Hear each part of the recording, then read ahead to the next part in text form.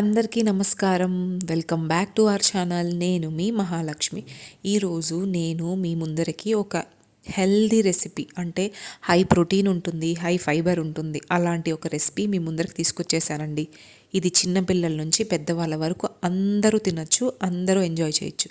చాలా అంటే చాలా హెల్దీ. ట్రస్ట్ మీ, ఎంత యమ్మీగా ఉంటుందో అంత యమ్మీగా ఉంటుంది.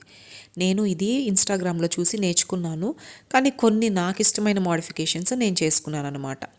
సో ముందుగా ఒక కుక్కర్ తీసుకోండి. ఆ కుక్కర్లో రాత్రంతా నానబెట్టుకున్న పెసలు వేసుకోండి. తర్వాత ఒక 2 పచ్చిమిరపకాయలు మీ కారానికి తగ్గట్టు వేసుకోండి.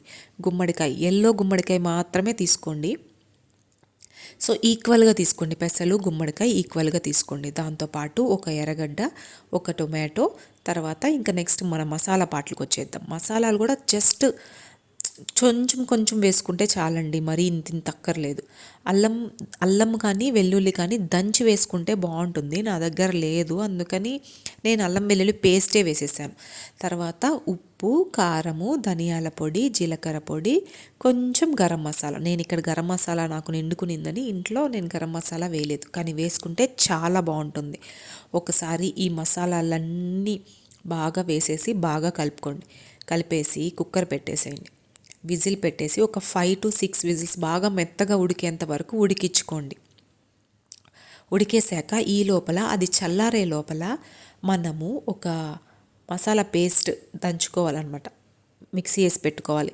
దీంట్లో ఎండు కొబ్బరి వేసుకుంటారు, కొంతమంది పచ్చి కొబ్బరి వేసుకుంటారు. నేనైతే పచ్చి కొబ్బరి తీసుకున్నానండి, చాలా టేస్ట్ ఉంటుంది పచ్చి కొబ్బరి అయితే.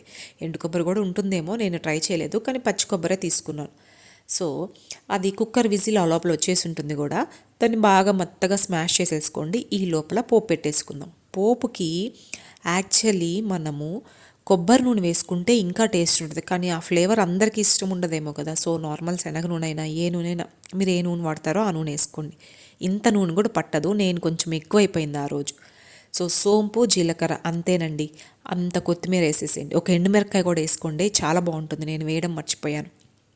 ఆ పోపు తీసేసి మనం ఈ పప్పులో వేసేసేయండి. అంతేనండి.